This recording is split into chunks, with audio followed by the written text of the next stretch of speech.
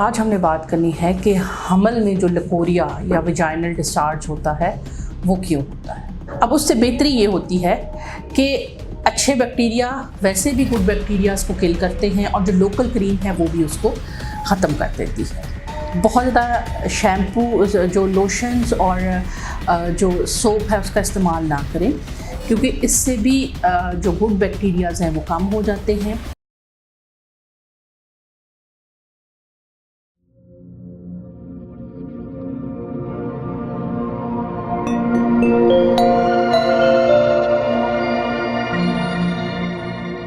जी अस्सलाम वालेकुम, मैं हूं doctor Naila, consultant gynaecologist, fertility specialist, gynae solution के फोरम से। आज हमने बात करनी है कि हमल में जो लकोरिया या विजाइनल डिस्चार्ज होता है वो क्यों होता है।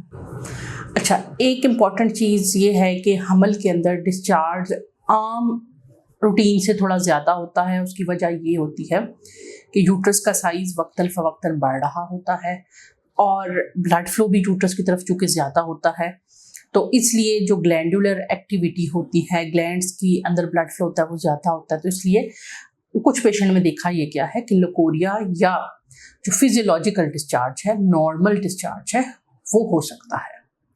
अब नॉर्मल डिस्चार्ज की क्या करैक्टरिस्टिक्स हैं, उसमें ये है कि उसमें कोई स्मेल नहीं होती, उसका जो कलर होता है दैट इज़ ऑलमोस्ट ट्रांसपेरेंट, और उसके साथ कोई एसोसिएटेड सिम्टम नहीं होता, कोई खारिश नहीं होती है, कोई पेल्विस के अंदर पेन नहीं होता है, या कोई बुखार की अलामत नहीं होती है, या कोई ब्लड नहीं होता है।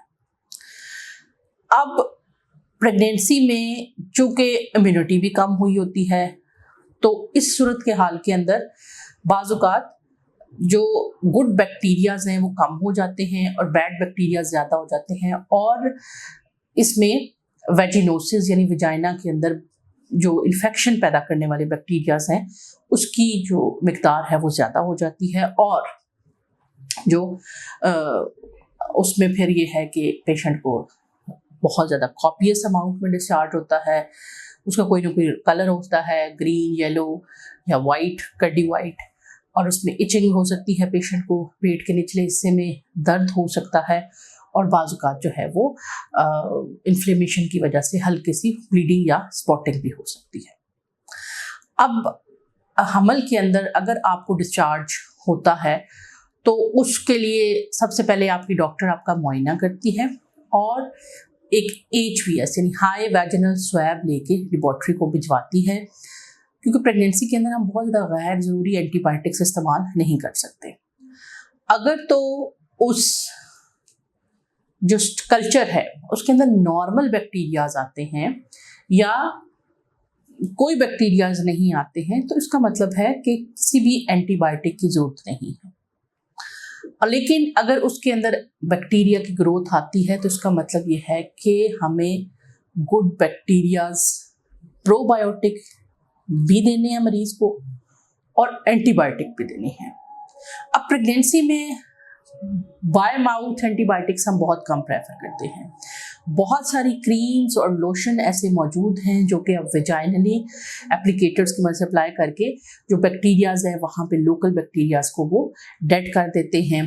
प्रोबायोटिक्स मौजूद हैं जो कि बहुत सारी जो फूड होते हैं, मैंने उसके अंदर भी होते हैं, जैसे दही बहुत ज़्यादा प्रोबायोटिक होते हैं, फर्मेंटेड फूड बहुत ज़्यादा उसके अंदर प्रोबायोटिक होते हैं, तो वो उसकी मिकदार हम ज़्यादा करवा देते हैं, या जो प्रोबायोटिक हमारे पास मेडिसिन की फॉर्म में आ रहे होते हैं वो भी हम पेशेंट को दे देते हैं। अब उससे बेहतरी ये होती है कि अच्छे बैक्टीरिया वैसे भी गुड बैक्टीरियाज को किल करते हैं और जो लोकल क्रीम है वो भी उसको ख़त्म कर देती है। अब होता ये है कि अगर ये वेजिनोसिस लंबे अरसे तक के लिए रहता है तो ये विजाइना से सर्विक्स और सर्विक्स से बच्चे तक पहुंच जाता है, और अगर ये बच्चे तक पहुंच जाता है तो इस सूरत हाल में होता ये है कि ये बच्चे के गिर्द जो पानी की थैली है उसको बाज़-औक़ात कमज़ोर कर देता है, बाज़-औक़ात उसका इन्फेक्शन कर देता है और वो थैली लीक हो सकती है। अगर सी रिएक्टिव प्रोटीन ज़्यादा बढ़ जाए तो ये प्री टर्म वक़्त से पहले दर्द लगने का जो प्रोसेस होता है उसको शुरू करवा सकता है। तीसरी जो अहम चीज़ है वो ये है कि इस इन्फेक्शन में देखा ये गया है कि बाज़-औक़ात ये क्रॉनिक इन्फेक्शन में तब्दील हो जाता है कि आप अगर पुराना लंबे अरसे तक ये इन्फेक्शन रहेगा तो ये इन्फेक्शन आगे जाके आपको प्रेगनेंसी के अंदर तंग करेगा और आपको एंटीबायोटिक बहुत ज़्यादा लेनी पड़ेगी। बच्चा पैदा हो जाता है तो उसको अर्ली ऑनसेट सेप्सिस, यानी उसके अंदर भी इन्फेक्शन चला गया और वो बच्चे को पहली पैदाइश के 2-4 दिनों के अंदर बुखार, बहुत ज़्यादा रिलक्टेंस टू फीड, इन चीज़ों की तरफ जाना शुरू कर देता है। तो प्रेगनेंसी के अंदर अगर आपका डिस्चार्ज आ रहा है, लकोरिया आ रहा है, तो ये डिसाइड करना कि ये नॉर्मल है या एबनॉर्मल है, ये बहुत ज़रूरी है। अगर आपको डिस्चार्ज, हमारे बहुत सारे पेशेंट जिनकी पहले से डिलीवरी, प्री टर्म डिलीवरी होती है, तो जब हम उनसे हिस्ट्री लेते हैं कि क्या आपको को गंदा पानी पड़ता था, नीचे से डिस्चार्ज आता था, तो वो बताते हैं जी आता था, लेकिन वो हमने उसको नोटिस नहीं किया। उसको ज़रूर नोटिस करें और अपने जो हाइजीन है उसका बहुत ख्याल रखें। बहुत ज़्यादा शैम्पू, जो लोशंस और जो सोप है उसका इस्तेमाल ना करें, क्योंकि इससे भी जो गुड बैक्टीरियाज हैं वो कम हो जाते हैं। बल्कि कुछ स्पेसिफिक विजाइनल वॉश होते हैं जो कि विजाइना की पीएच को ठीक रखते हैं। और इसके अलावा प्रोबायोटिक का इस्तेमाल करें और एंटीबायोटिक कम से कम इस्तेमाल करें। एंटीबायोटिक वक्ती तौर पे तो जो आपका बैक्टीरिया उसको किल कर देती है, लेकिन अगर आप वो खाते हैं तो ओवरऑल आपकी इम्यूनिटी को कम करती है, क्योंकि आपकी बॉडी में बहुत सारे गुड बैक्टीरियाज भी होते हैं। तो एंटीबायोटिक तो दोनों को ख़त्म कर देगी, गुड और बैड दोनों को।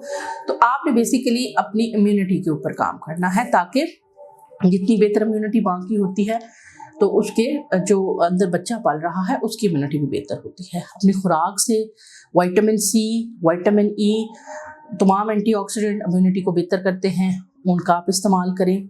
और जो ऑक्सीडेशन वाली फूड है, डीप फ्राइड फूड्स, और जो आपके पास जैसे अल्कोहल हो गया या सॉफ्ट ड्रिंक्स हो गई, इनको अवॉइड करें, क्योंकि ये आपके अंदर फ्री रेडिकल्स को जन्म देती है। पैक्ड फूड्स को कम खाएं, ये भी फ्री रेडिकल्स को, इनको पचाना हमारी बॉडी के लिए बहुत मुश्किल होता है, ये फ्री रेडिकल्स पैदा करती हैं। तो इन सारी चीज़ों का ख्याल रखते हैं और अच्छी सी जो प्रेगनेंसी का जो एक्सपीरियंस है वो एक अच्छे एंड की तरफ आपको लेके जाता है। तो इन छोटी छोटी चीज़ों का ख्याल रखेंगे तो आपके लिए प्रेगनेंसी ईजी हो जाएगी। मिलते हैं इंशाल्लाह नेक्स्ट इसी वीडियो में, तब तक के लिए अल्लाह हाफिज़।